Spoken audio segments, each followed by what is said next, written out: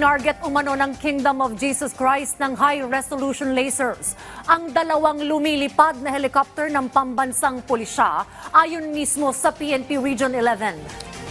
Pero hamon naman ng KOJC, patunayan ng PNP ang kanilang akusasyon.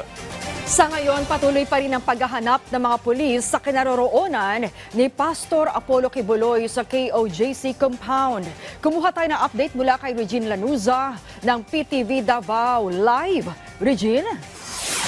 Gawa na ng investigasyon ang Police Regional Office o PRO 11 hinggil sa alegasyon ng pagtutok ng laser sa dalawang helicopter ng PNP na nagmumonitor sa kaugnay pa rin sa pagsisilbi ng warrant of arrest kay KOJC Pastor Apollo Kibuloy at sa mga kasamahan nito.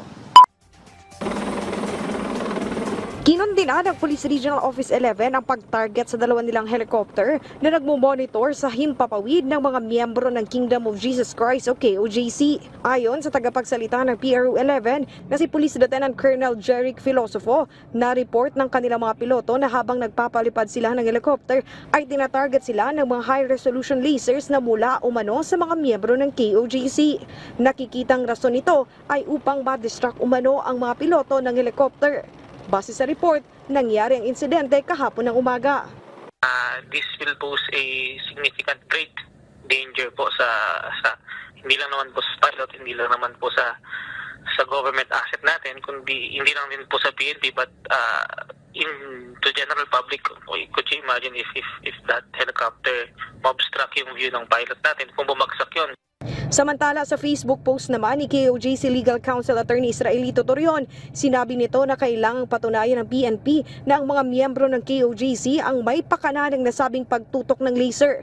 Posible rin umanong kasamahan lang nila ang may gawa nito lalo pat napakarami nila ngayon sa KOJC compound. Dagdag nito, ang bilis umanong nakapagturo ng kapulisan sa kanila hinggil sa naturang issue pero hindi pa nila nasasagot ang sobra-sobra na umanong ginagawa ng PNP sa kanila. Sa ngayon ay patuloy pa rin ang ginagawang operasyon ng kapulisan sa loob ng KOJC at patuloy pa rin ang pagbabantay ng kapulisan dito sa labas ng KOJC. Sa ngayon nga ay makikita natin na tahimik na dito at wala nang nangyayari anumang gulo. Maraming salamat sa iyo, Regine Lanuza.